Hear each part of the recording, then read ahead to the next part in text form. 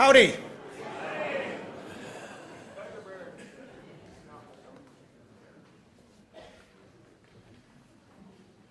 I'm Gregory Gause. I'm the head of the International Affairs Department here at the Bush School, and it's my job this evening to welcome you to this North American Trade Symposium. I bring you the greetings of our dean, General Mark Welsh, who, like all deans these days, is on the road. He wishes he could be here, and he sends you his greetings. It's my happy task to thank our co-sponsor for this event, the Mays Business School's Center for International Business Studies, who's partnered with our Mosbacher Institute on Trade, Economics, and Public Policy to sponsor tonight's symposium. I also want to recognize some of our special guests who've made the trip to College Station, or if they're in College Station, made the trip to campus for tonight's event. Mr. David Jones, who's the CEO of the George Bush Presidential Library Foundation. David.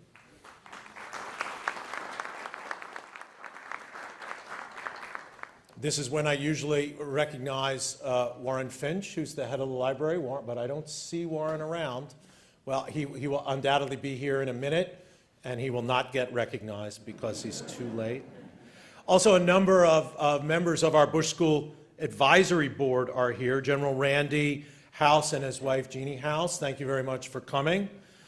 Chuck and Teddy Ellison, thank you very much. Royce Hickman, thank you very much for coming. And Drayton McLane, who you will hear more about in a minute because he's also one of our speakers tonight. I also want to acknowledge the presence of a very special guest with us tonight, Mrs. Mika Mosbacher, who is the widow of Robert Mosbacher Sr., who is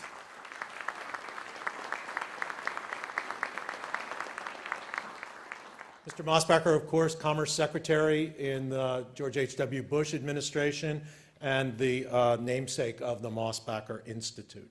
At this point, I'd like to welcome to the stage the director of our Mosbacher Institute, Professor Raymond Robertson.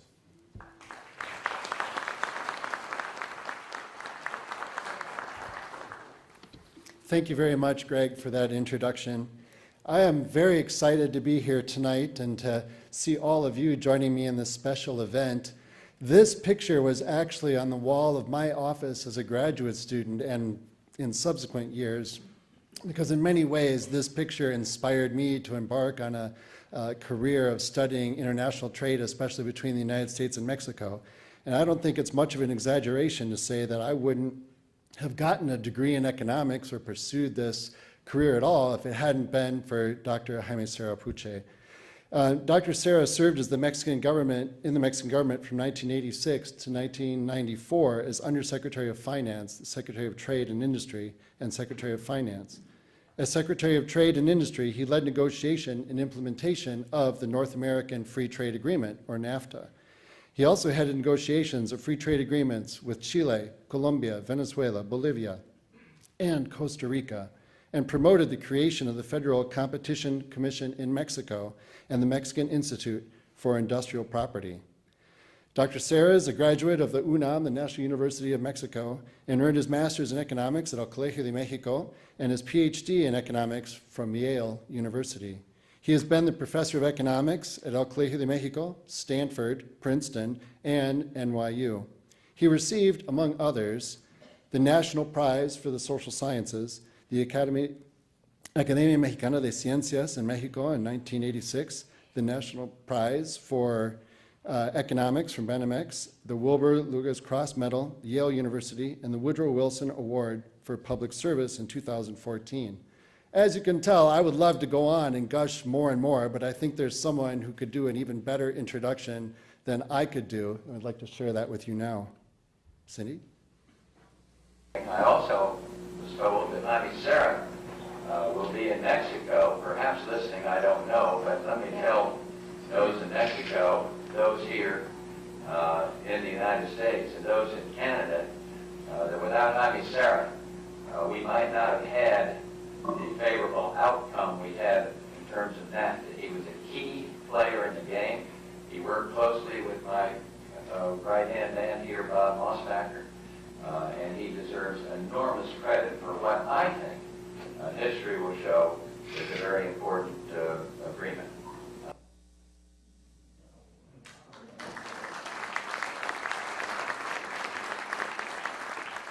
It is my great pleasure to please welcome to the stage Jaime Serra Puche. Thank you.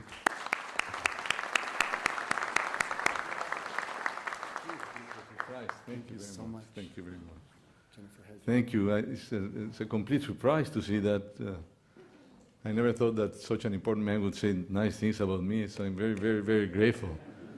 And I'm very grateful for the invitation to be here with you tonight for several reasons. When I got the invitation and I saw that it was an event in the Bush School, in the Mosbacher Institute, I said, I can't miss that.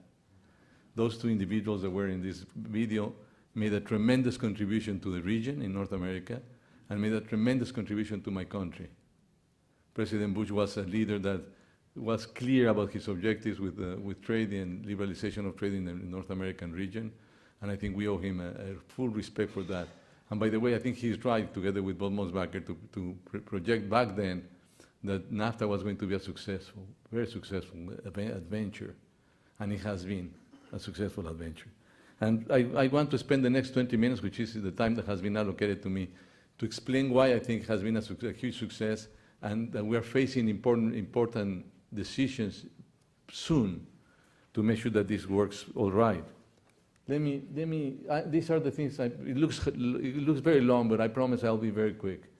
And I'll try not to be too worried. Don't worry about to be too technical, but I want to emphasize and start by saying that the new NAFTA has been given a name that I don't like for two reasons. Because I didn't do it, which you know is the truth. But the second is that if you compare the new name that is it's US I don't know how you say UMNCY or something like that. No, that's the new name. In Mexico they call it TMEC, the Mexico, Estados Unidos, Canada treatment. If you compare those names to the current name of NAFTA, there is one very important thing missing. NAFTA is the North American Free Trade Agreement. NAFTA is the North American Free Trade Agreement. In Mexico, it's called the Telecan Tratado Libre Comercio de América del Norte. In Canada, both in English and in French, it's also said as a North American region. The new name is not a region, and the whole point of the negotiation was to create a region, and I want to convince you why that makes sense, that made sense, and it makes sense for the future. So let me start by saying what has happened with world trade literally over the last year since NAFTA was instrumented in 1994, as you can see. When NAFTA was introduced from its inception, the WTO used to have registration of all the free trade agreements a la NAFTA or similar to NAFTA all over the world. So when NAFTA was instrumented, it was 42 agreements all over the world that were similar to NAFTA. Today we have almost 280 agreements. And what this reflects is basically that most of the trade that is happening today in the world is trade between and among regions, not between and among countries. In today's exercises in trade, you have to make sure you are competitive as a region, not only as a country. And this is essential, starting with the name, but also with the rules that you established for the region and for the three different countries that belong to the region. And when you look at what has happened with this proliferation of agreements, is that since 2008, more than half of world trade happens with agreements like NAFTA. So most of the trade today is regional. And that means that the regions have to make an effort to become more and more competitive. To introduce protectionist measures within regions is like putting your own food, because what happens is that you introduce additional costs to trade within the region, and the region as such loses competitiveness vis-a-vis other regions in the world. So the first issue is that to recognize that the world trade has gone in that direction, and that now it's important to have a competitive region. In our case, we're talking about the North American Free Trade Agreement. The other issue that is important is that the connectivity in North America has increased dramatically in the last years. There is a very interesting book called Mapping the Future of Global Civilization under Connectography. And this map, just look at the title of the map in that book by Mr. Canape. He says that we're moving from NAFTA to North American Union. And when you look at what has happened to the connectivity of the region as a result of NAFTA and growing trade, you realize that the connectivity of the region, which is essential to be competitive vis-a-vis other regions in the world, has increased dramatically. I have some examples of things that have happened there, but of course you can see how communicated the whole region is, including Mexico. So you have regionalism taking place, as it trade among regions, a region that is more connected than before. And of course, you have an economic integration of what has happened in NAFTA in this region over the last years. And this is an index that I created that shows all the flows on trade and investment flows that have taken place in North America. And you can see that starting in 1994, starts growing much faster. It goes up from 200 to 400, and then it goes up. And there are three moments, only three very clearly identified moments where that growth has been interrupted. The first moment is when China joined the WTO. Many of the trade and investment flows moved to China, because when China joined the WTO, the perception was that the rules that were the rules were more effective with China than before. The second was the Lehman Brothers crisis, but as you can see, we recovered from those events quickly. And I calculated what is happening to integration now to the last year, and you can see the Trump effect. The Trump effect is it went down for a while, and it's coming back. And my view is that this is going to keep on growing, because it has already happened. I call it, and I think that you distributed a hard copy of a statement I made in the US Senate, where I talk about the Scrambled Egg Theorem. I don't know if you know what the Scrambled Egg Theorem is. If somebody in the public can tell me what is the Scrambled Egg Theorem, it would be very interesting. But it's a theorem that I've been thinking and bouncing with my wife for quite a while. And it's a very simple thing. Is that when you make scrambled eggs, you cannot turn those eggs into fried eggs anymore. That's the Scrambled Egg Theorem. It's a very sophisticated theorem, as you can think. Well, what is happening to the integration in North America is the scrambled egg. The development of the integration of the region has been so strong that it's very difficult to undo it. And this is why when President Bush said that he said in a very non-assuming way, the way he was, in my opinion, this is going to be a success. He was very true. He was absolutely right. The Scrambled Egg Theorem supports that statement made by President Bush. The second, not only the flows among the three countries in North America has increased, but also you see that there is a sort of convergence of all the macroeconomic policies and macroeconomic variables in the region, which is very important. Mexico used to be a very high inflation country, as you remember. Investment in Mexico was then very complicated because people didn't know how much money they were going to make when they invested their money in Mexico, because it could increase or lower prices in different ways. And now that we have stability in prices, you can see that the three countries have converged to have very similar inflation rates. When I was doing my road shows with Bob Mosbacher all over this country, Mika, I would have said, if I had said, Mexico is going to have an inflation rate that is similar to the US or even lower, they would have said back then, this guy went crazy. Actually, Bob Mosbacher, the first day I visited him in Washington to tell him about our interest in NAFTA, he said, I thought you had something funny here, because you came to convince me that inflation in Mexico was going to go down as a result of trade liberalization, and I didn't believe you. But then at the end, Bob did believe me and gave me huge support in this whole process. Not only with inflation rates, but also what has happened is to the volatility of the exchange rate vis-a-vis the dollar. The blue one, the green line is Mexico, the red line is Canada, and you can see that the Canadian dollar behaves vis-a-vis the dollar very similarly to the Mexican peso vis-a-vis the dollar, which also gives certainty to investors in the region. And finally, the sort of the convergence of short-term interest rates, where Mexico at the very end you see that we are already going up a little bit, and that's a result of new government in Mexico that has introduced some uncertainty, and then the country risk has increased.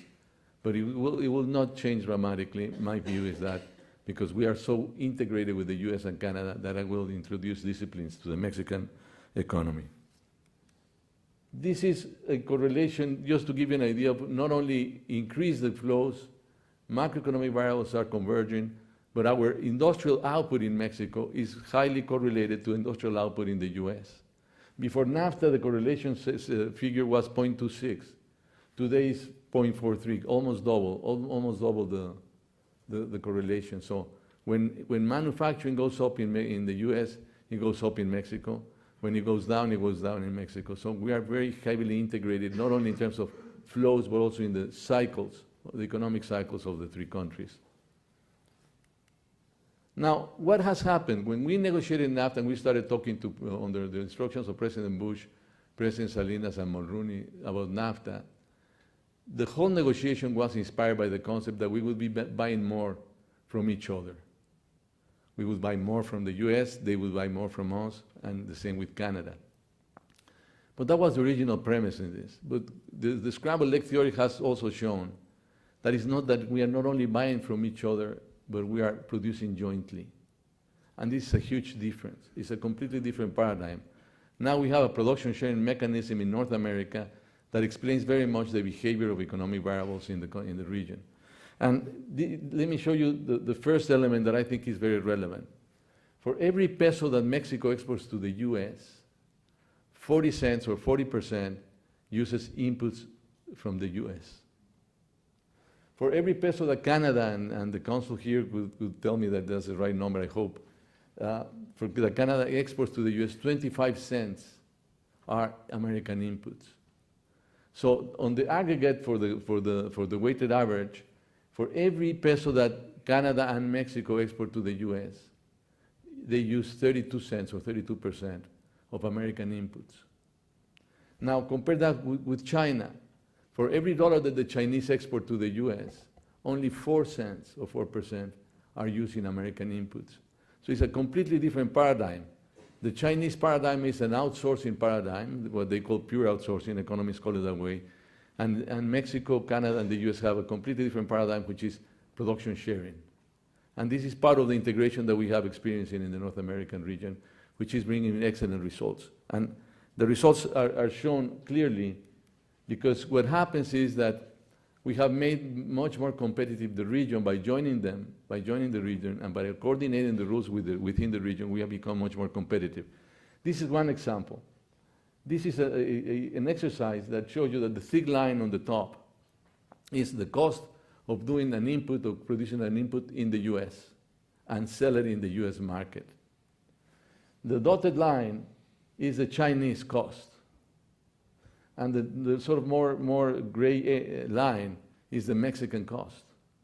So in Mexico, we can produce the same product as in the US and sell it in the US market cheaper than China and, of course, cheaper than here. And in other elements, that complementarity goes in favor of the US. But the point here is that through production sharing, and not through outsourcing, but through production sharing, we are making the region more competitive vis-a-vis other regions in the world. And remember that when I started saying regionalism is happening in world trade, means that NAFTA has made the region more competitive vis-a-vis other regions in the world. Now, why are these advantages or these characteristics taking place? This is a work done by KPMG in 2016. And it shows you what is the cost advantage ranking by industry and by country. And when you compare Mexico, Canada, and the US to Japan and Germany, you'll see that the most competitive one is Mexico, Canada is 2, and the US is 10.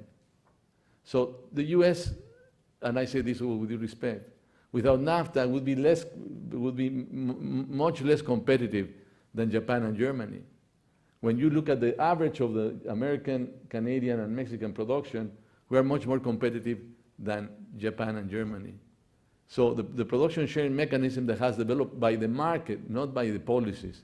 The policies were there, and the market has been deciding where to invest and how to produce.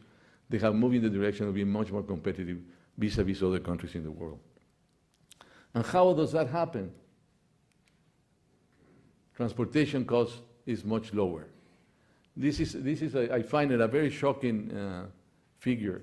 But when you look at that is how much do you pay to send a container, a 40-foot normal container from each country to the East Coast. So when you look at the dark numbers are from China and the blue numbers are from Mexico. And it depends on West Texas, the WTI, it depends on the value of the oil. But let's think of $70 per barrel. you can see that Mexico has the lowest of the bars, sorry.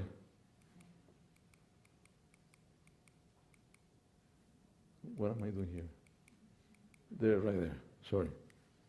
So at Texas, at the Texas price of oil, 70, this is what you pay sending a container from Mexico, and this is what you pay sending a container from China.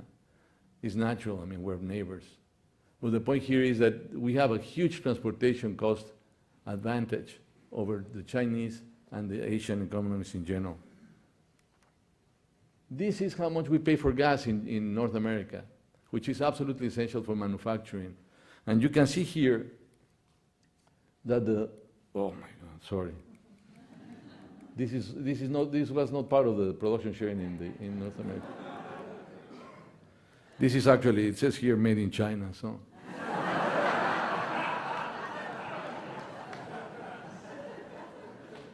So the blue line, as you can see, pays $11.70, and is basically the Asian price.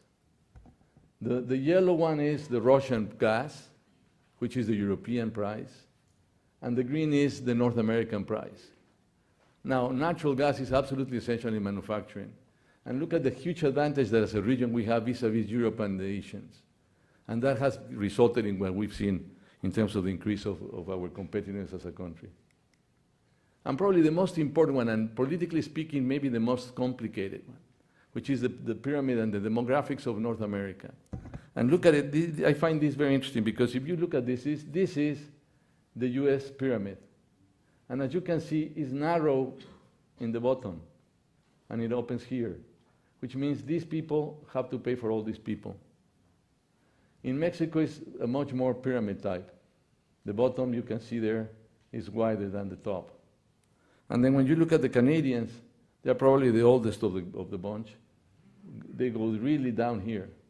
But then when you create the North American population pyramid, the demographics, which is this one, look how it looks much more like a reasonable shape. And this has to do with labor migration. I mean, if we were to understand that labor migration is not a problem, but actually an advantage, where we complement each other.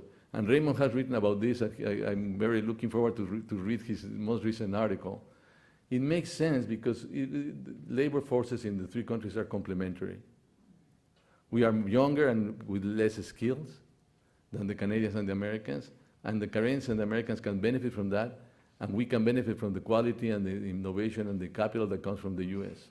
So the complementarity is absolutely essential in this case.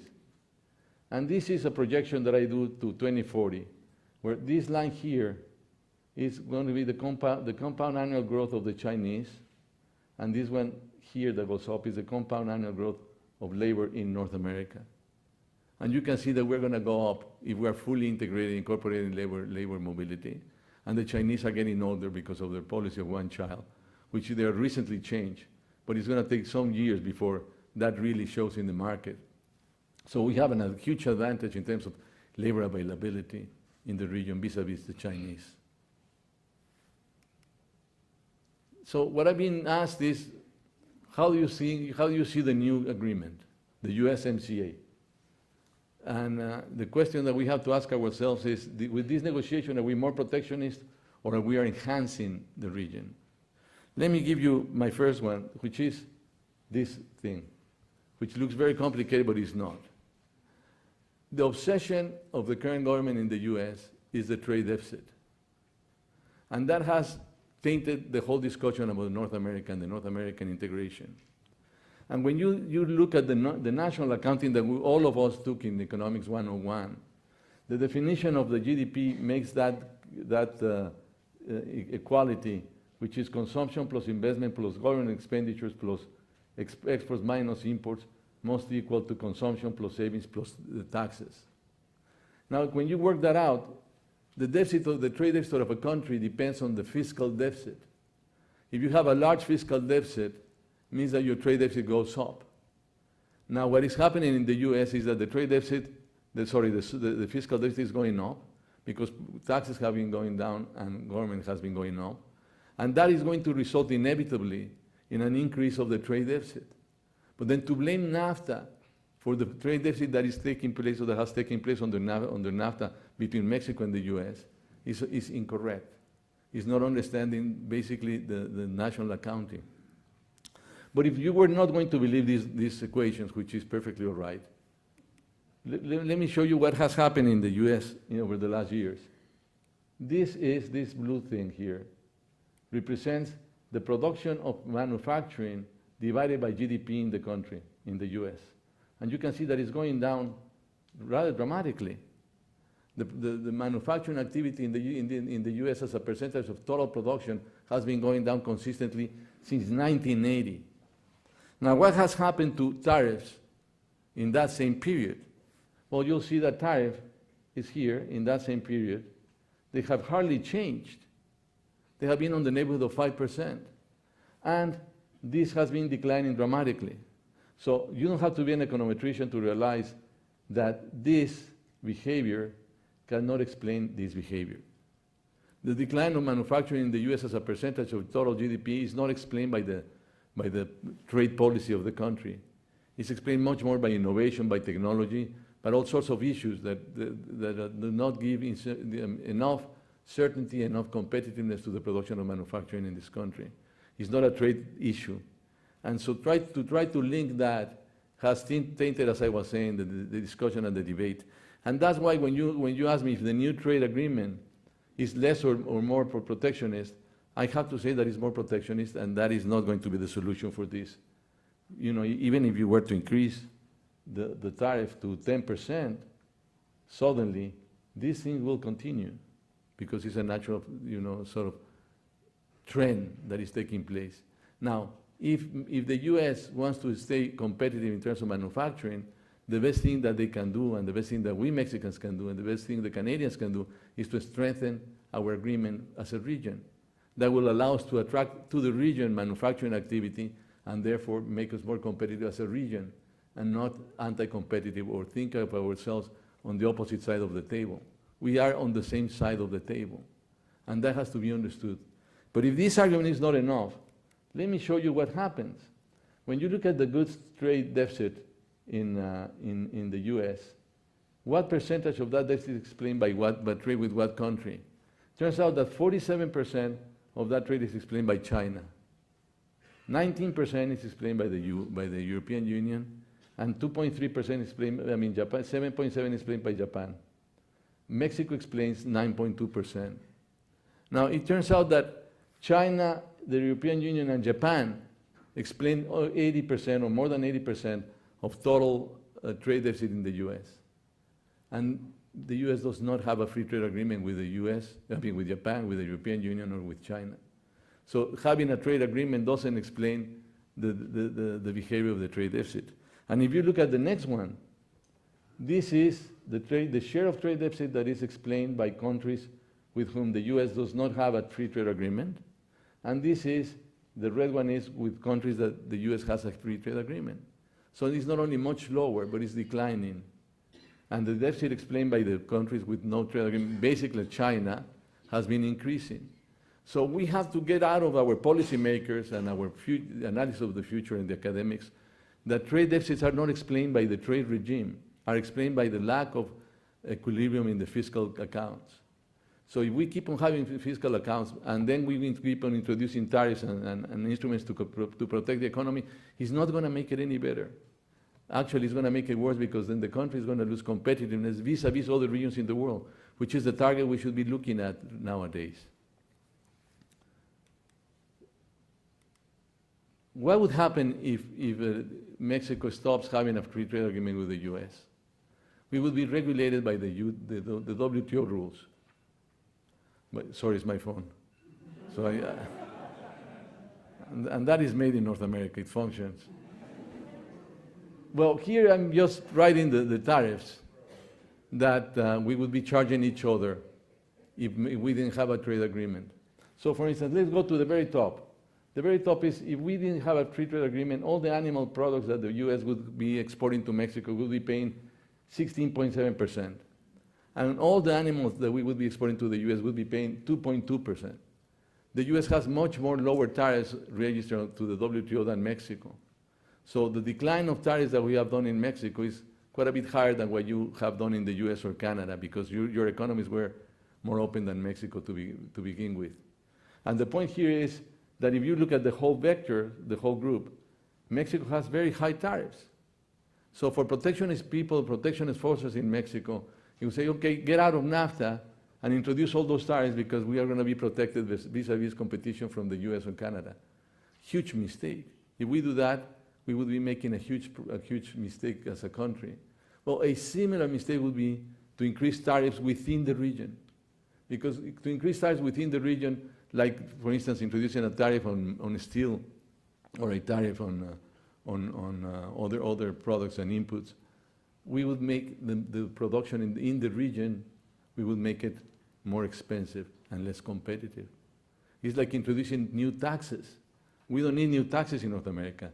And my answer is always, when I see these figures and I'm asked, what's wrong? I say, well, if ain't wrong, don't fix it. Things are working out quite nicely. But since the idea of the trade deficit has been incorporated into the discussions, now we have a problem because the link between trade deficit and free trade agreements or trade policy has been recognized as if it was a reality, and it is not. It is not analytically speaking, it is not historically speaking, it is not in comparative terms. So one objective of the new NAFTA should be to avoid protectionism within the NAFTA and make our region more competitive. And the question is, this recent negotiation that we have seen finishing soon and soon to be submitted to the Congress, it has more protectionist elements than NAFTA did. So I think that we have gone, not dramatically, but I think we are going in the wrong direction. And I think we have to make an effort to explain that. What is the status? Well, let's think about these elements of the new agreement. And since I'm not in government anymore, I can say it openly. The rules of origin for the auto industry that they negotiated they look like if they were designed in the Soviet Union. Because they want to introduce requirements on labor, on wages, on content, in regional content, domestic content. When you look at it, there is no way you can understand that. I don't think that the guys that designed it either. I don't think they understand it properly. But it's incredible how much a sector that is very competitive in the region, we're introducing protectionist measures, which is making the industry in the whole region less competitive. Today, you produce a car in the US, but you produce the seats in Canada and the engine in Mexico. And they cross the border several times. So if we introduce requirements that avoid that mobility that by the market the firms have found to be the optimal market, the optimal solution, we're going to lose competitiveness vis-a-vis other regions in the world. And that is already happening. But we accepted that new rule of origin, again, because there is some sort of fixation that the US has a deficit with Mexico and Canada on the auto industry, which it doesn't matter, because at the end of the day, we are neighbors and we are the same region. The other one is the sunset clause. They negotiated that we could leave the NAFTA will die after several years. Things were changed, but it's still there as a problem. And then when you look at dispute settlement mechanisms and agricultural products, you see certain improvements and certain new problems. My feeling is that the current version is more protectionist than the previous version, and that the current version is affecting our competitiveness as a region. I don't want to go too much into the details, but if I were to be asked how you like it better, and of course I am biased, but keep that bias in mind. I think that the new agreement is better than no agreement. But I think that the new agreement is worse than the previous agreement. And now to think that this is solved, that we can solve this, we can solve it when we change the frame of mind for the negotiators in the three countries. No, we cannot do it unilaterally. We cannot, declare that it's the wrong thing. We have to work out to make sure that the leadership in the region understands that the most important part is that we're part of the same game, and that NAFTA is not a problem, it's a solution, and that we're on the same side of the table. I have more issues on the new one, but probably I should leave that for the discussion and the panel. But I just want to finish saying something. NAFTA has worked, has increased the integration of the country, of the three economies, has become a competitive region, and has produced wealth for the three countries. So we better understand that that works, and that introducing new elements that stop free trade in the region would be a huge mistake. Huge mistake because we would lose competitiveness, but huge mistake too because we, at the end of the day, will stay neighbors forever. And the neighbors have to treat each other properly, and they have to help each other to be more competitive in this world. Thank you.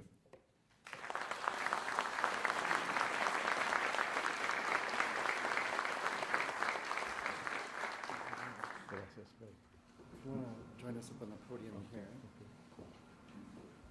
Thank you very much, Dr. Serra, for those comments. It's very provocative and I think enlightening for a lot of these issues. What we wanted to do is get a little bit of feedback, and I just can't believe how lucky we are to have such amazing panelists who will be joining us up on stage. I'd like to go ahead and introduce them one at a time, even though the full description is in your program. But as I introduce them, if you please come up and we'll get you connected with microphones, and then we'll start off with a 5-minute commentary from each of the panelists, 5 to 10 minutes or so, and then we'll open it up to a discussion following up on Dr. Serra's remarks. So if I may, I'd like to begin by introducing Drayton McLane Jr., if you'd like to please join us here on stage. For those of you who don't know, which I think is probably 4 of you in this audience, Drayton McLane serves as the chair of the McLane Group and is the former CEO of the Houston Astros Baseball Club, the first Texan team to make it to the World Series, if I'm not wrong. He received his bachelor's of business administration degree from Baylor and his master's of business administration degree from Michigan State University. Upon completing his formal education, Mr. McLane came back to working at his family business, loading trucks on the second shift. And he worked his way up and became president and CEO of the company in 1964 and held those positions for 30 years. He went on to merge his company, McLane's company, with Walmart in 1990 and became vice chairman of Walmart while maintaining his position at the McLane company. As a native Texan, this acclaimed businessman, leader, and generous philanthropist ensures the focus of all his endeavors is based on strong Christian values and moral ethics. We are so proud and thankful that you would join us here today. Thank you very much.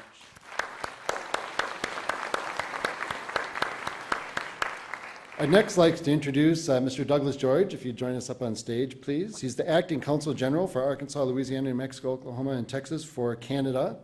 And he's based in Dallas. And prior to arriving in Dallas, he's had this amazing career that I've been very envious of. He was the Consul General of Canada in Detroit from 2014 to 2018 and was responsible for Michigan, Ohio, Kentucky, and Indiana. He was a career diplomat with 35 years of experience working as a trade expert, working in trade negotiations, including working at the Commercial Policy Division, the GATT Division, the U.S. Trade and Economic Policy Division, and served as the Senior Department Advisor to Canada's Ministry of International Trade, as well as the Director of the Software Lumber Division, the Intellectual Property Trade Policy Division, and the Tariffs and Good Market Access Division. He was also Ambassador to Kuwait, and we're very happy to have him here with us tonight.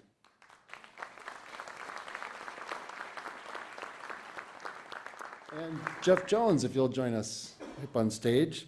We're very delighted to have Jeff Jones, who's been extremely supportive of the Bush School generally. He's a Mexican businessman and statesman, a native of Nuevo Casas Grandes, and grew up in a large agribusiness family in northwestern Chihuahua, Mexico.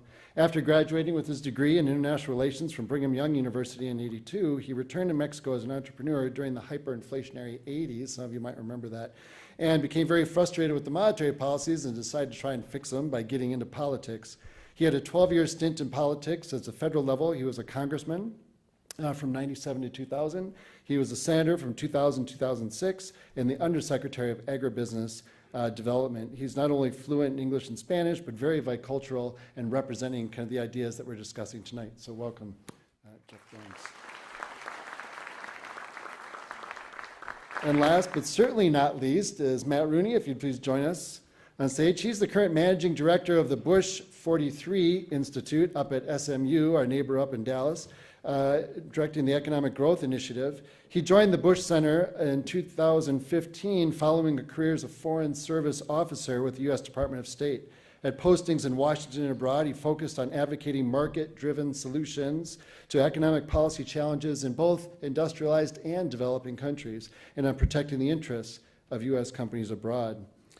He was General Counsel in Munich, a Consul General providing full range of consular and export promoting services, supporting a permanent president for the U.S. forces there, and also was Consular of Commercial Affairs in the U.S. Embassy in San Salvador, who laid the groundwork for free trade negotiations between the United States and the 5 countries of Central America. We're honored and delighted to have you here with us tonight. Thank you.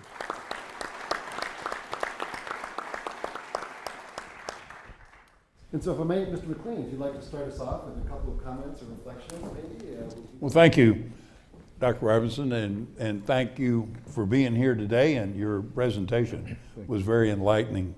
I'm going to speak just very quickly as a businessman, so I don't have any slides. I'm going to talk as a businessman and not the political parts of NAFTA or other parts of NAFTA. But I think NAFTA has been one of the best things that's happened in the last 100 years, particularly for North America. It has opened up the entire North American continent, and it has, in my view, has been very, very effective. One of the most powerful things ever in economy is free enterprise. I'm a huge believer in free enterprise, and the best comes out in free enterprise in innovation, leadership, and producing great products at the lowest possible cost. We have become a global economy. I don't think we recognize that. We get very protective at times. I've done business and built businesses literally all over the world. And we're a global economy today, and I think we need to recognize that, and that shows the importance of NAFTA as it was originally created. In business, producing great products that serve human beings and make life better for people all over the world is what we really are. And then doing it at the lowest possible cost. One of the reasons I love business is I love the competitiveness of business. That was fun in baseball too, that was competitive. And football is competitive, sports are competitive. And in sports, the best teams win. In free enterprise, the best teams win. And that is producing great products at the lowest possible cost, being competitive. In the grocery business that I've been involved with for over 50 years, it is so competitive, we'll cut people's hearts out for 0.25%. It's getting the cost at the lowest possible to serve the public better and to build your organization. So that's competitiveness. And I see NAFTA has really made us better for Canada, for Mexico, and for the U.S. I was vice chairman of Walmart for a number of years, and Walmart does business both in Mexico and in Canada, and has been very effective and worked teamwork through those countries. Since NAFTA's come in, I live in Central Texas, right on Interstate 35, and if you'll see all those trucks going north and going south on Interstate 35, a great many of them are taking raw materials and products to Mexico, and the ones headed north are taking finished products and have taken it into to America and all the way to Canada. Being in the grocery business, the products, the fresh produce that comes out of Mexico, it's just amazing that it's harvested in the fields in Mexico, and in 2 days it's in supermarkets in America and in Canada. The distribution system is so good here. So I just see so many great attributes that has developed from NAFTA as it has originally been developed, and I just hope we can preserve that again. Excellent. Excellent. Mr. George. Thank you. If I could start with a light joke. I'm fired up. If you remember back when Free enterprise. candidate George H.W. Bush was campaigning for president, at one point he said he wanted a kinder, gentler nation. Well, a Canadian comic said, oh, he wants Canada. But he was a very good friend of Canada, and we appreciate that, and especially Prime Minister Mulroney. If you give me a minute, I'll set the stage. I don't have to do this so much when I was up in Detroit, but now I'm in the southern US near that other border. I'd just like to explain how important Canada-US trade is to each other. One of my former ambassadors liked to say, Canadians buy more stuff from the US than anything else, than any other country. We buy more than China, buy more than Japan, buy more than the UK. In fact, we buy more from the US than China, plus Japan, plus the UK.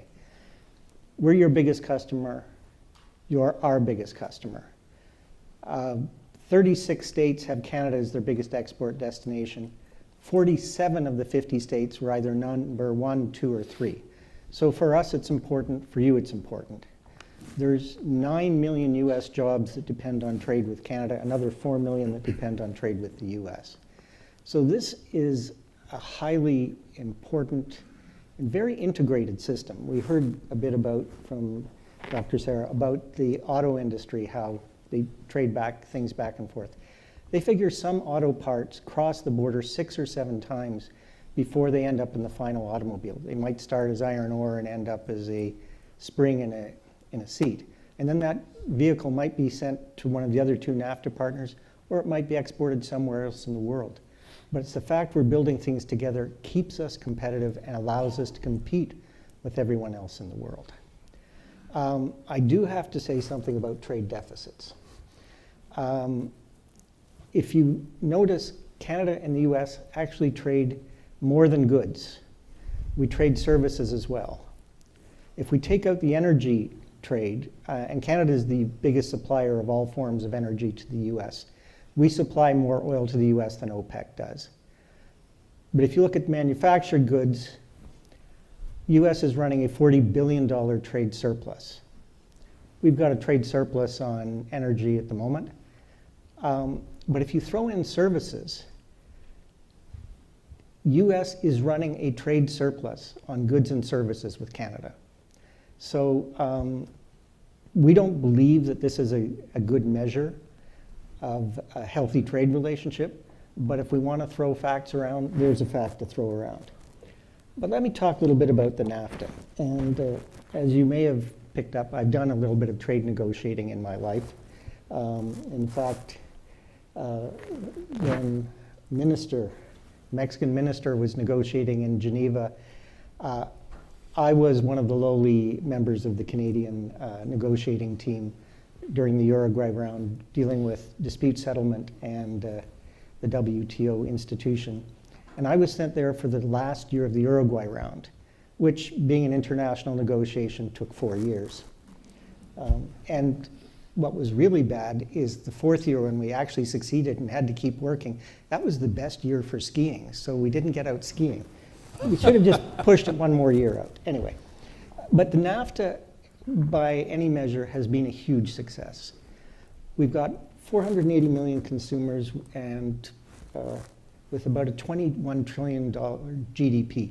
That means that 7% of the world's population is producing 25% of the GDP. And it works because all 3 of us are working together.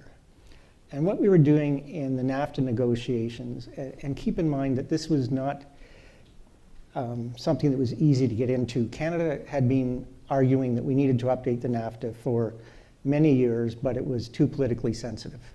So we get into the negotiations, and our goal was to improve. Do no harm was the start, but make it better. Because we're negotiating not just for us, the negotiators here in this room, this generation, we're negotiating for future generations. NAFTA 1.0 set us up for over 20 years of growth and prosperity. NAFTA 2.0, I'll avoid the multiple different names. NAFTA 2.0 has to set us up for the future. And the question is, did we improve? I'll argue that we did make major improvements.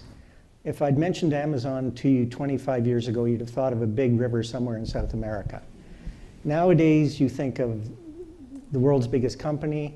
You might think of Jeff Bezos and his own problems, but really, We had NAFTA with no rules on the digital economy, and that's the future. So we've put in place there.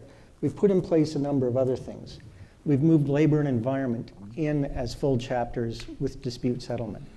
Canada proposed a number of elements, including LGBT rights, gender equality, Indigenous rights, which when we proposed them, many people said, oh, don't do that.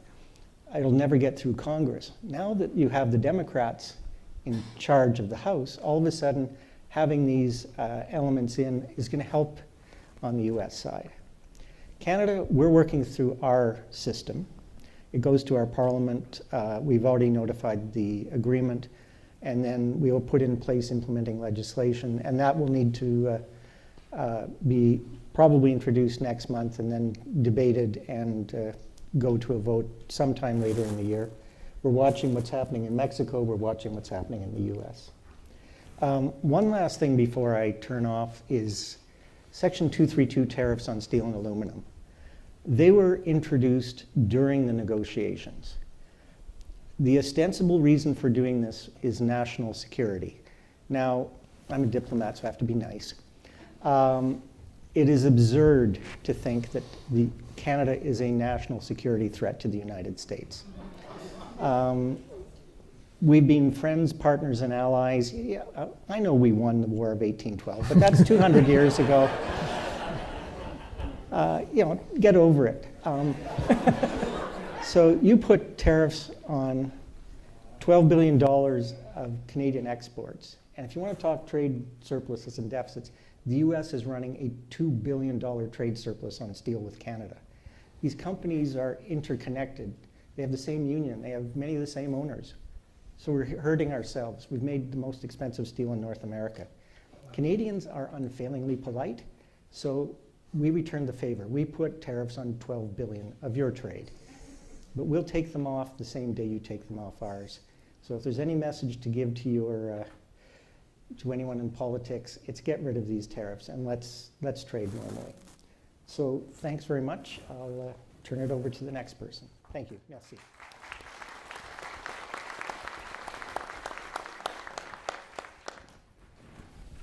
Mr. Jones. All right. Yes. Well, it's really an honor to be here and to see that this is actually being done, because I think that this new generation needs to hear more about what free trade is about and what's behind it and how that contributes so much to the prosperity of nations to be able to do it. And I think that this new generation needs to hear more of this type of thing. So I congratulate you for doing this panel here at Texas A&M at the Mosbacher Institute. And I congratulate Jaime also on his presentation. Jaime, I think that was excellent, what you showed there. And the only thing I'd say is that that presentation needs to be heard by more and more people to understand exactly what it does. I remember shortly after the NAFTA was signed, and there were some different complaints about it in Mexico. And I used to tell this little story about a farmer in Chihuahua that someone came from Mexico City and they said, well, we're signing this free trade agreement. And it's really a great deal. And so the farmer said, well, tell me a little bit about what that is. He says, well, basically you'll be able to buy a lot of things just that you use. Supplies a lot cheaper and you'll be a lot more efficient in your production and everything like that. And he says, well, that sounds like a great idea. He says, because they have diesel on the other side of the border for 1/3 the cost I'm paying on this side of the border. He says, that's one of the things about free trade I forgot to explain to you. Because of protecting the petroleum industry in Mexico, the nationalized petroleum industry, which is a way of protecting our tax system. He says that is not opened up, yet. And he says, well, how about electricity for keeping my product for clothing? He says, over there on the other side of the border, it's 1/3 the price of what I'm paying on this side of the border. He says, well, that's also a sector that we forgot to tell you about, free trade. He says, because we have to protect, the electricity industry and the national monopoly on that. He says, you won't see that benefit either. He says, well, how about a vehicle? He says, I can get a vehicle to take my products to market cheaper on the U.S. side. He says, well, that's another one of the details that we forgot to explain about free trade. He says, because of the protection of the distribution of automobiles in Mexico and stuff, he says, you won't see that benefit. And how about a cell phone? He says, cell phones, much cheaper on the U.S. He says, certainly I'll be able to have that type of a service to be more connected to my customers. He says, well, because of that's one of the other elements of free trade that we forgot to explain to you, because of the protection of Carlos Slim and the political forces surrounding the telecommunication industry. He says, you won't see that benefit either. And so the farmer looks and he says, he says, with all this free trade, he says, I don't think I'm going to make it then. He says, I guess the only thing I can do is just take my labor and sell that to the U.S. He says, well, that's one of the other things we forgot to explain to you, is that's not included either. But, it's just exactly like what Jaime says. Whenever the protectionist measures, you're shooting yourself in the foot whenever you do that. And the lack of those areas that we have not opened up to competition, and some of them have taken more time to do so, we've been shooting ourselves in the foot. And I think one of the, when you open up a free trade agreement, it forces you to harmonize policies in the countries. And that's one of the beauties of what it does. And one of the issues that we've tried to do from the time I was in the Senate, from 2000 to 2006, is this energy reform in Mexico. So because see, in Mexico, we pay twice the price of gasoline that you pay here in the U.S. And in electricity, we pay 3 times what you pay in the U.S. right now. For example, big industry in and around Houston is paying less than 4 cents a kilowatt hour. Industry in Mexico has been paying over the last 15 years between 11 and 15 cents a kilowatt hour. Way out of order, And so we've been shooting ourselves in the foot in that sense. So this new reform that finally got done in 2012 is a huge, will have a huge impact on energy competitiveness for Mexico, because our way of attracting foreign investment has been based on labor, our advantage in labor. We have not had an energy advantage or a competitive energy market. And that's all sitting there ready to take place. It's probably hitting like in about 2 years. Just like I think initially it's a seller's market because there's not enough competitiveness. And then, as soon as everybody comes in investing in those higher prices, then the competition sets in, and pretty soon it becomes a consumer's market. Things will drop down to 1/3, just like Jaime's graph that he was showing us of the other things that became harmonized. We're going to see a harmonization also of electricity costs and energy costs in Mexico, which is a huge thing. There is one issue, is that I think that a lot of people right now inside this new government in Mexico do not understand the huge benefit from that. When you have competitiveness, the impact that it has, that increases investment. You increase investment, increases labor, and in politics, when people have money in their pocket, there's nothing that you can do wrong, politically speaking, because people are happy. And so I wonder sometimes if they understand what that means for the country. But I think that free trade always forces you to look at those areas where you are most competitive. And in terms of NAFTA, and I agree with Jaime, I don't like the name, just the agreement, And I think that saying free trade and working to make even freer trade and more open markets is what we should do at every additional step. And I am also concerned, like Jaime says, is that we went back, acknowledging some of the comments that were mentioned. I think there were some successes in some areas and stuff like that, but I think on the whole, I think we went back further in terms of opening those things. I wanted to mention something that we did when I was in the Undersecretary of Agriculture.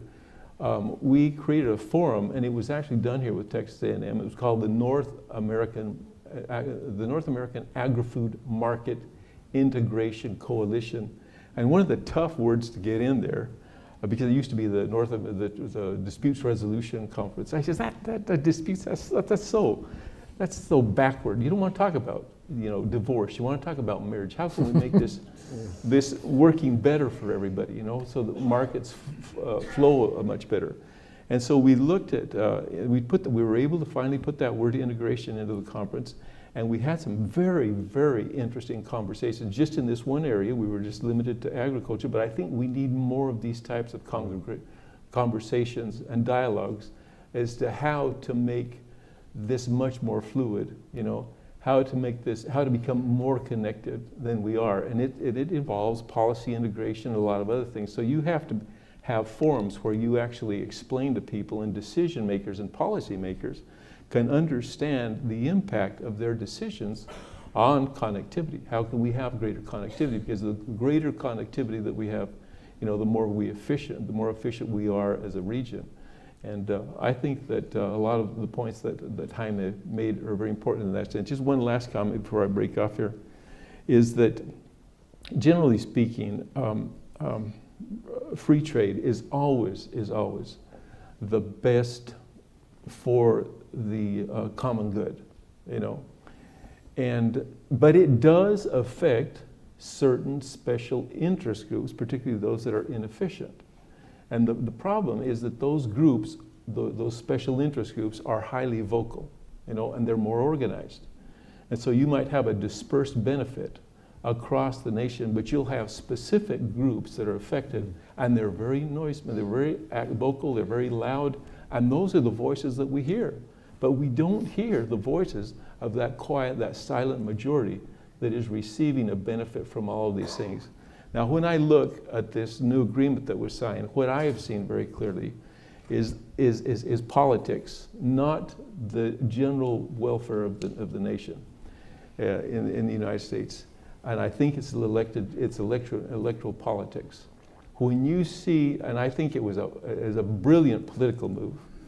And as you know, President Trump did not win the popular vote, but he won certain strategic areas. And the way he did it was a certain discourse that appealed to certain specific area within the United States. And he lined up all these people that were part of that, Lighthouser, Ross, that are part of that in the steel industry and other things, to get a benefit into it. And he won an election by favoring those special interests.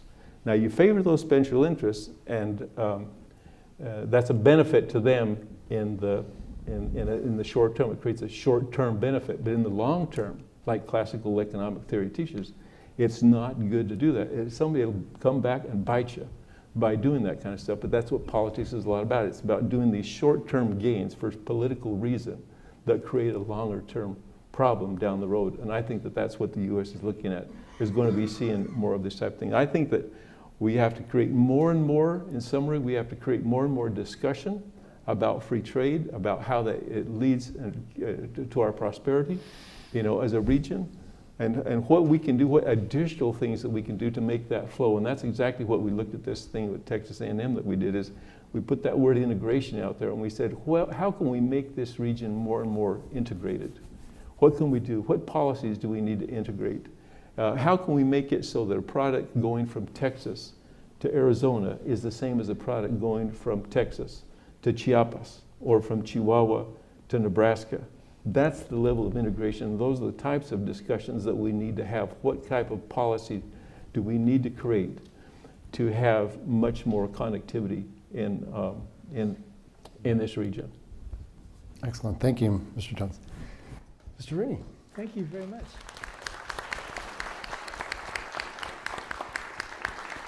So thank you, Raymond, and to everyone, Mr. Jones, for this event this evening and for including me. It's an honor to share the stage with Jaime Serra, a hero, as Raymond's already noted, of free traders all around the world. So it's an honor, sir, to meet you and to share the stage with you and to have this opportunity. So a lot's been said this evening.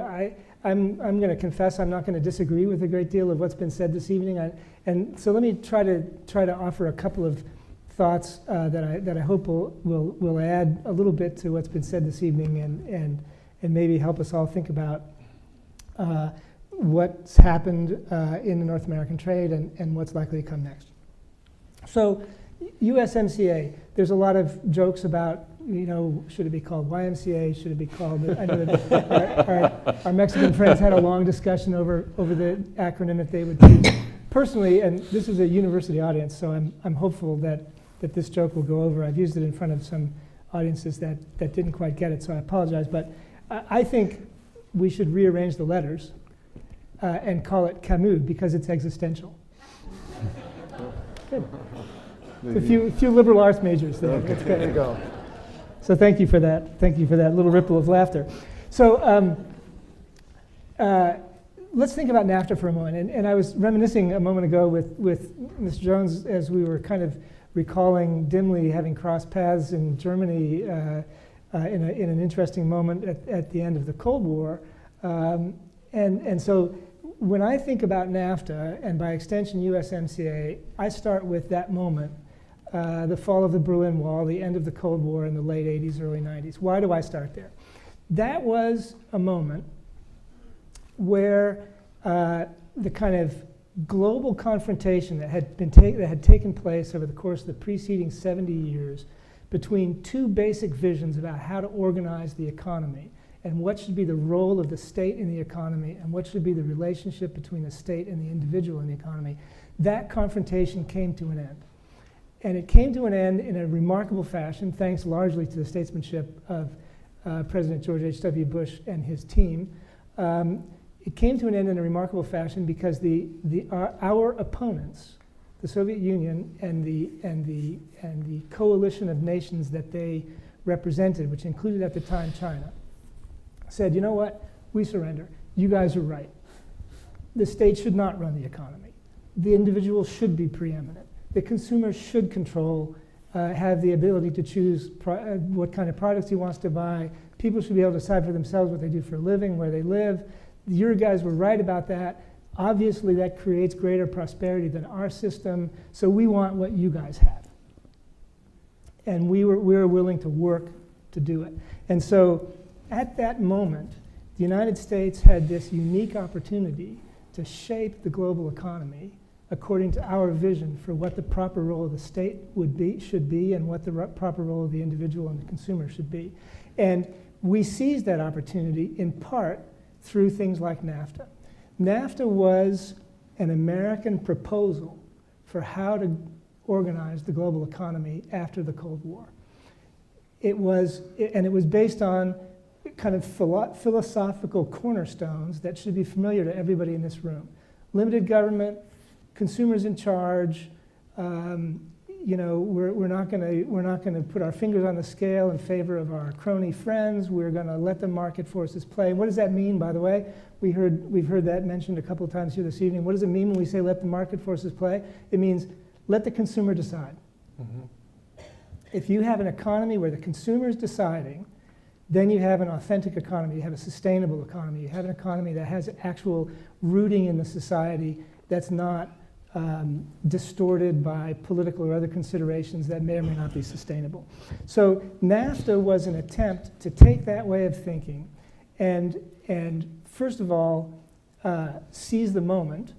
I would argue that there were three layers of objectives for NAFTA. One was a very simple commercial objective, market access.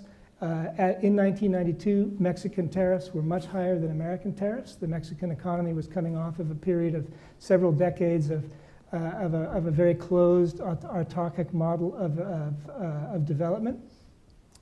So NAFTA, among other things, secured much greater reductions in Mexican tariffs than in U.S. tariffs. That is to say that Mexico, with apologies, Dr. Serra, gave more. Well, the U.S. got 100% tariff reduction in exchange for only 20% tariff reduction, as it were. Mexican tariffs being in many areas in excess of 100%. The second layer was to open a path to industrialization for Mexico. And we did that partly because Mexico is our neighbor, partly because we recognized under the leadership of President George H.W. Bush, that a prosperous neighbor would be a better neighbor than a less prosperous neighbor. All of us who own homes in neighborhoods, I think, take that for granted. But we did it for another reason. We did it because, again, think about that moment in the Cold War. This was the opportunity the United States had to prove that that market-driven approach would be a superior model for development and prosperity, a superior model to any other model, to a state-driven model or a foreign assistance-based model. The idea was trade, not aid.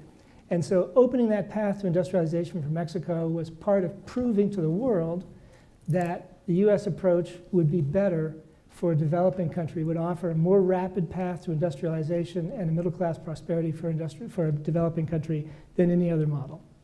And then, as I already mentioned, the third layer was setting rules for the global economy. So NAFTA, in my view, has been and remains a success on all three of those dimensions. And in fact, to back away from NAFTA, which USMCA, I share the general ambivalence about USMCA that's been expressed here this evening. I like to say USMCA is kind of TPP 1.1, only because it gives us a fraction more of access to the Canadian dairy market than we had under TPP, plus NAFTA 0.8, because it backs away from liberalization, particularly in the auto sector. Therefore, 1.1 plus 0.8 doesn't quite add to 2, so it's not at NAFTA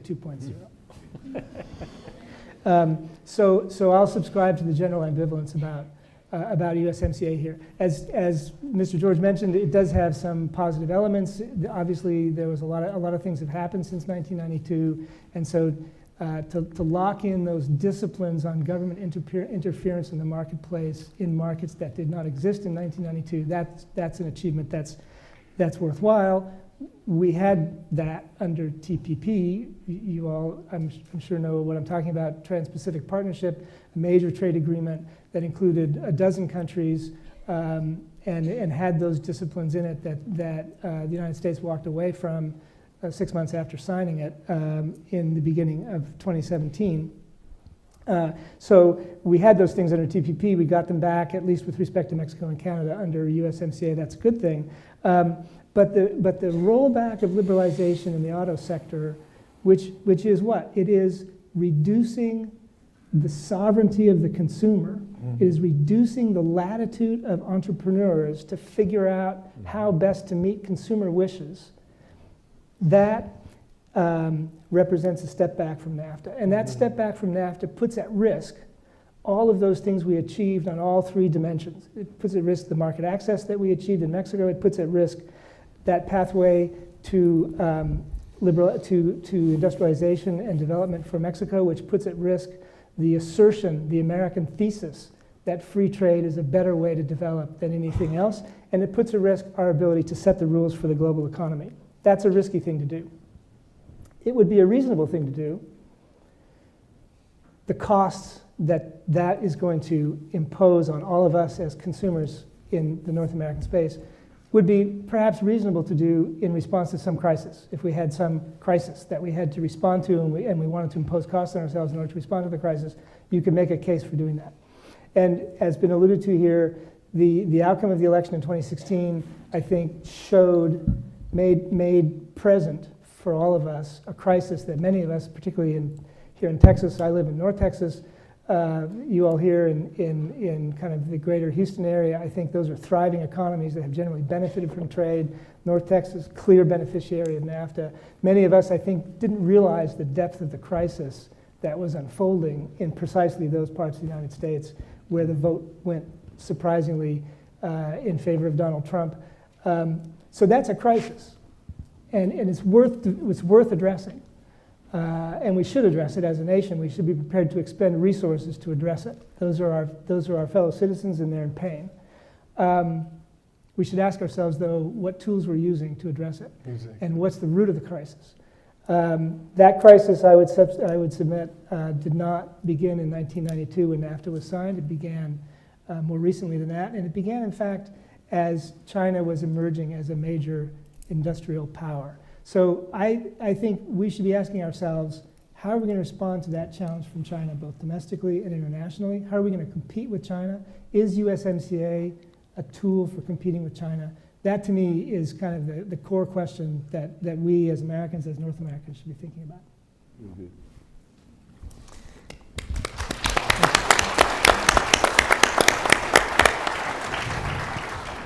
So thank you all for these excellent comments. It's really great to hear all the different perspectives, even if there is very common themes. I would like to give you a chance to respond and reflect a little bit to the things you've heard and maybe raise a couple additional questions. I agree. No, truly, I think that you guys have made very important points. One point that has not been made, and that was coming to my mind now, is that part of the argument that has been used in the debate about NAFTA is that it has increased inequality, which is an issue that is being discussed. And free trade, people are saying that free trade increase inequality, that benefits more people that are rich and are in the middle of the action, and then they left at the margin, at the poorer people. I made an exercise in Mexico, which is, inequality in Mexico is a serious problem. Mm-hmm. I made the following exercise recently, and I said, per state, the more they export, what happens to their Gini coefficient? The Gini coefficient is the one that measures inequality.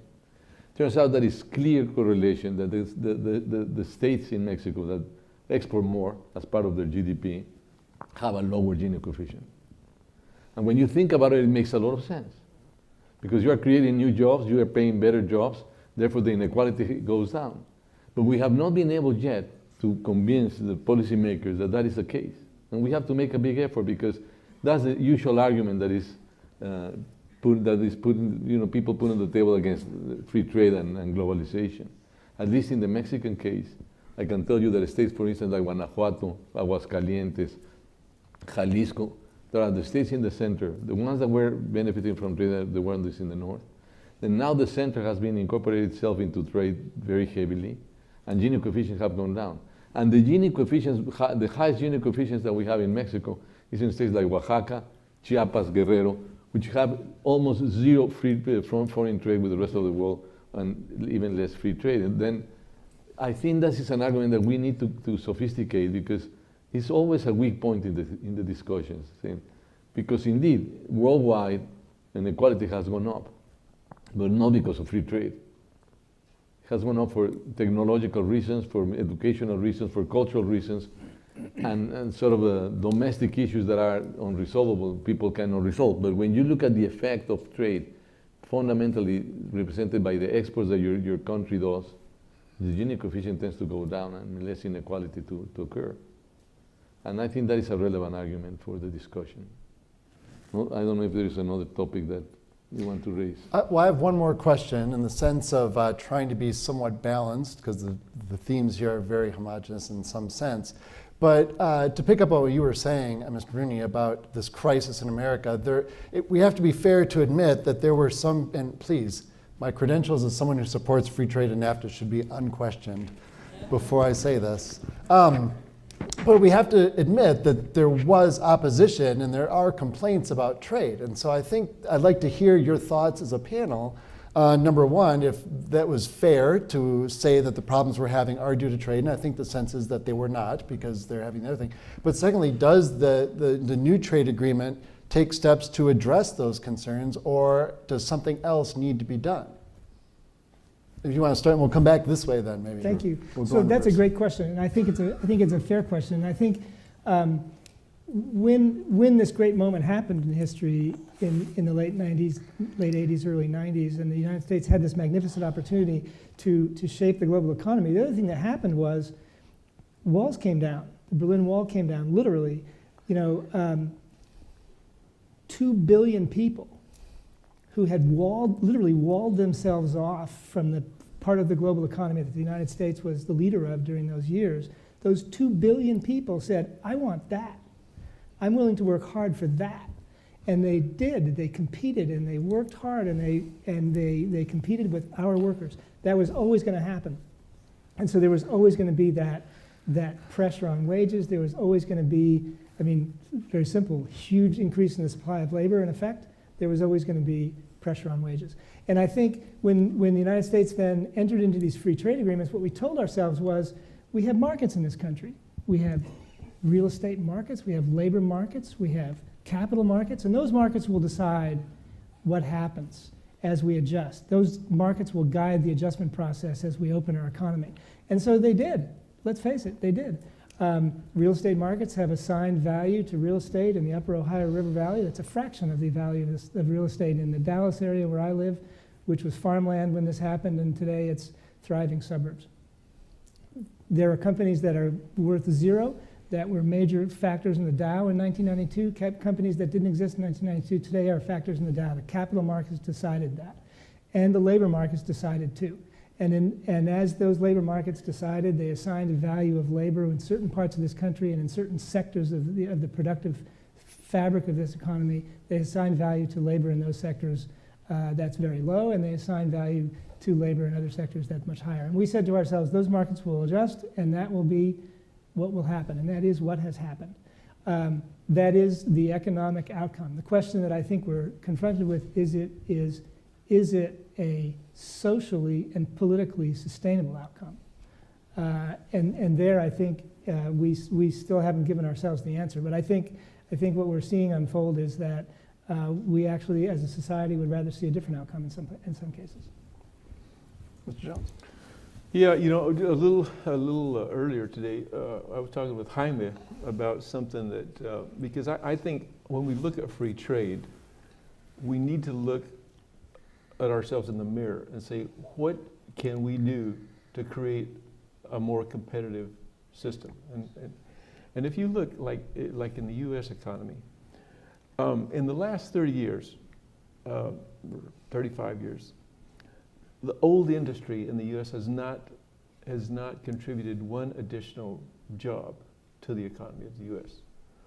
All of the new jobs that have been created in businesses that just a short while back were in somebody's garage, and now they're Amazon and Google and Apple and Uber and a service industry, and it's moving in that direction because people have other alternatives other than manufacturing jobs. So I think this idea of saying, oh, we have to have manufacturing jobs, there's other ways of bringing prosperity to the country. Now, I want to take that a little bit back to Mexico in terms of what we need to do. One of the good things, and Jaime was also a part of this in Mexico, was one of the smart public policy decisions, you know, quite a while back, was creating these private pension funds in Mexico. Now those things are worth $250 to $300 billion. And what's so funny about Mexico is Mexico is an extremely creative country. And there's, you know, some of these private funds that have gone into Mexico have been shocked at seeing how much creativity there is, you know, in Mexico, educational institutions and all other things, like the Tec de Monterrey system. One example, and there was one group I brought down, and in their whole year, this fund had analyzed like 90 proposals, and they thought they were really hot. They got hooked into the Tec de Monterrey. They said they analyzed that first year, there were 900 proposals, you know, in terms of creativity.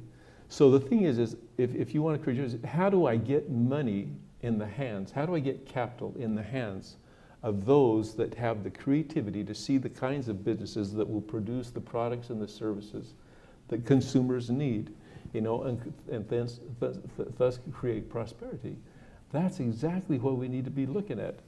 And so these, like right now, when you look at where that money of the private pension funds is, $250 to $300 billion, where is that going? Well, it's not going into those creative people. We're not getting capital into the hands through private equity funds and venture capital funds, and to invest in those great ideas that will be the future Googles and Amazons and other type of businesses that we can very well do in Mexico. And why hasn't that happened?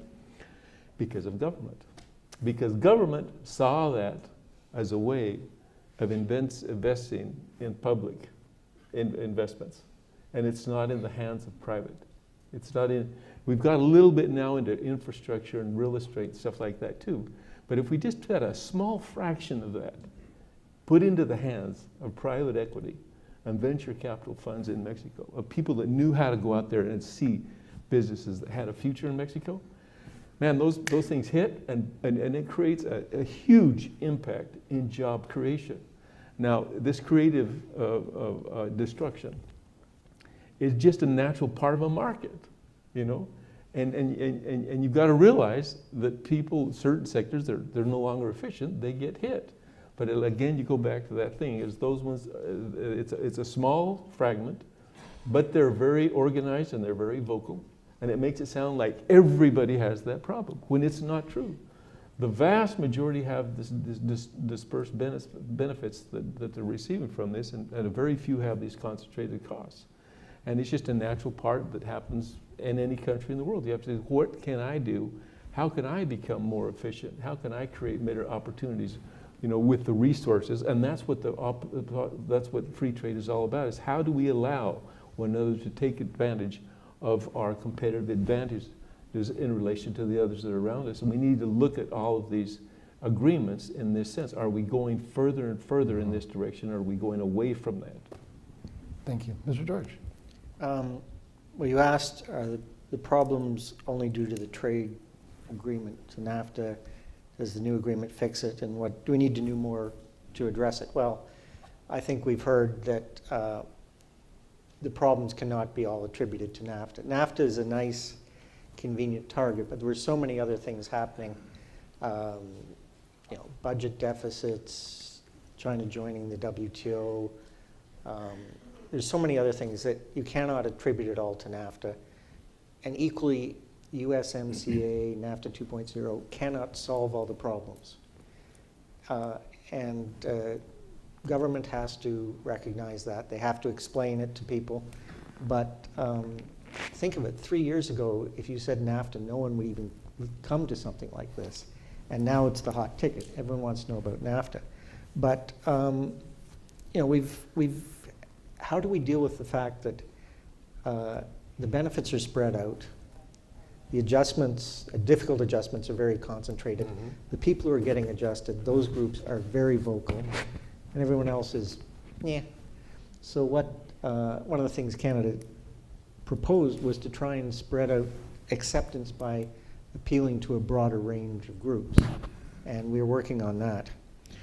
The other thing is, we know there adjustments have to be made, and it's, at least in Canada, we consider it's part of the job of the government to assist people in adjusting, in moving into more productive areas, in dealing with the problems.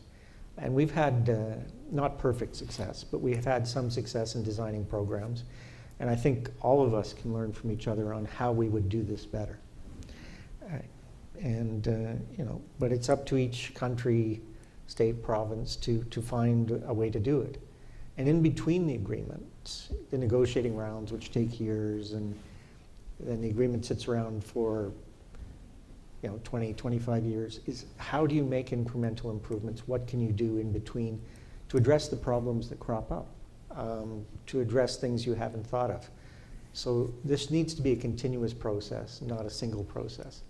But ultimately, it's going to come down, every trade negotiator knows this, you can negotiate the best agreement in the world, but if you can't get it through your parliament or Congress or whatever, it's just a whole bunch of paper. So it's now over to the politicians to sell the good work of their negotiators. Excellent. Mr. McLane. I'll go back to the comment I made earlier. I think free enterprise is the most powerful thing that's ever been invented in the economy. And you talked about new ideas, new services, and that's so true. If you'll look here in the United States and other places around the country, industries that were so strong. Just look at General Electric, was, when all of us went to school, was one of the most powerful, and everything was referred to them. They did not adjust to the new economies, new ideas, and new services, and it has been hard on them. So free enterprise brings new ideas, things that we've never known that we wanted, all of a sudden crop up. And so I think through governments, we make all this too complicated. We need fewer rules and less protectionism, particularly in North America. That's why I said I think the first NAFTA was so effective so far. It can be improved, but that was so effective so far. We need, and you commented on it earlier, we get so many in politics protected areas that are small that inhibit growth and free enterprise. Mm-hmm. Just look at the world today in Venezuela, a country that had so many natural resources, had a great economy, and they got away from free enterprise. And look where they are today. So I just think we need, as leaders, government leadership, we need to promote free enterprise and encourage it and take away so many areas that restrict free enterprise. Excellent, thank you. And I'd like to give you the chance to have the last word. We're wrapping up. Thank you, thank You you. just have the last Very word. quickly. This NAFTA is a free trade agreement. So it's a bunch of rules and a bunch of principles that are used by the entrepreneurs. It's not that NAFTA did the success, it was the entrepreneurs who did it. And I fully agree with you, NAFTA allowed for the free enterprise. Absolutely. Now, we need to understand that NAFTA is not a panacea. The free trade agreements are not a panacea. Free trade agreements can cover certain things and eliminate distortions and open up opportunities, but there are many other things that our countries have to do beyond trade agreements and beyond free trade that are necessary for this sort of growth and to give a response to one of those questions. One thing that I found interesting, but I don't know if that has been done for the US and Canada, but I did it for Mexico. I used to be asked by the press, what sectors are the ones that are suffering from free trade? And my response was always, and is now, it's not a sector's issue, it's a firm by firm issue. Firms that put their act together and know how to deal with it were the winners of NAFTA. Firms that were not able to do it, did not anticipate opportunities, were the losers. But it's not that a sector was a loser in its entirety. When you look at the problems in different sectors, you can identify sectors in which there are firms that were very successful and also firms that were not successful at all within the same sector. And that brings me back to your argument. Final comment on Venezuela, which I think might be interesting for the audience. When I was in government, in the Mexican government, we negotiated a free trade agreement with Colombia and Venezuela. We call it the G3. Very successful until Chavez arrived. Then when Chavez arrived, said, this is not nice. Venezuela is out of our free trade agreement with Mexico and Colombia. And now you see the results. It's my argument. We're going to continue the discussion after dinner, if I may. I just want to say one more thing, and that is I hope you all feel very much at home here at the Mosbacher Institute and the Bush School, and we want to thank you so much for your presentation. Absolutely. And if you've had a good time tonight, please thank Jennifer Moore and Cindy Gauze for all their amazing work for everything they've done tonight.